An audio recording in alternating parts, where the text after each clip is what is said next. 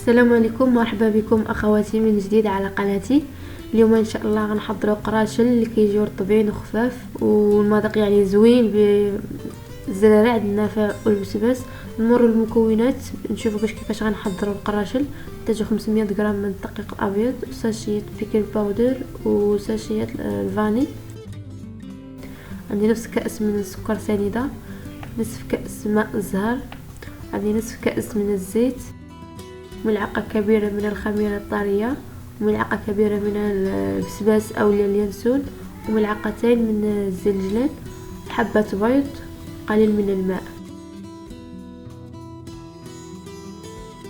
كنضيفو سنيدة، كنخليوه في جبانية قياس ملعقة، كنضيفو ليها ملعقة من الخميرة وكنخلطوها بقليل من الماء دافي تدفع لينا الخميرية.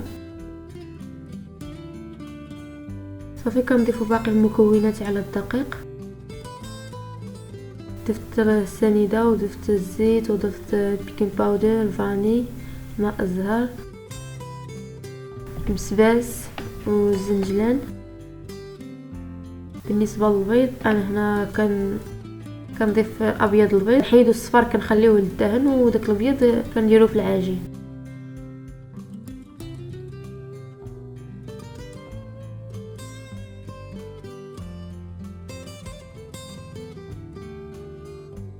كنضيف فقط قليل من الماء، هذا هو الماء صافي اللي غنزيد في العجين. يعني ما بين الاول اللي خلطت به الخميره وهاد شويه لهذا تقريبا ربع كاس صغير ديال الماء غير، والزيت راه كيجمع لينا العجين. كنضيفوا شويه ديال الماء غير باش نبقاو ندلكو.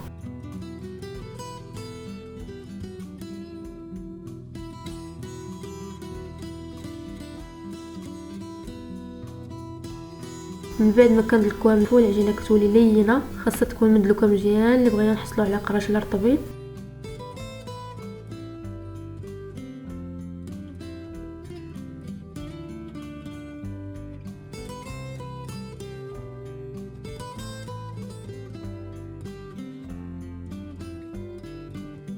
هذا هو الشكل ديال العجينه. صافي نخليها ترتاح تخمر مزيان، يتضاعف الحجم ديالها.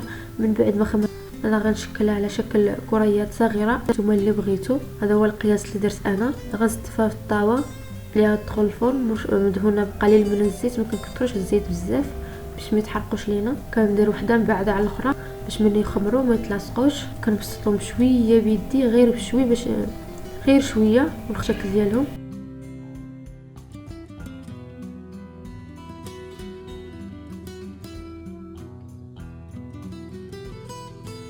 كنخليهم حتى كيخمروا. كندهنهم بصفار البيضه اللي احتفظنا به في الاول. الفرن في هذا الاثناء انا دايراه كيسخن، صافي غير شويه ديال الرجلان وندخلهم للفرن كيطيبوا من التحت، نطلعهم الفوق يتحمروا ونخرجهم باش نقدمهم لكم ان شاء الله بالصحه والراحه.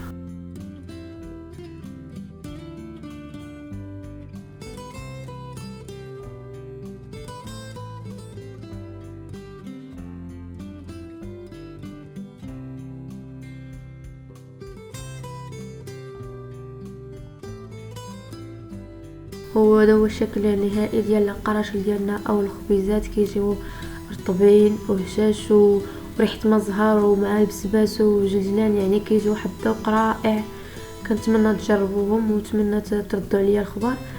فعلا راهم كيجيو رائعين، كنتمنى تجربوهم.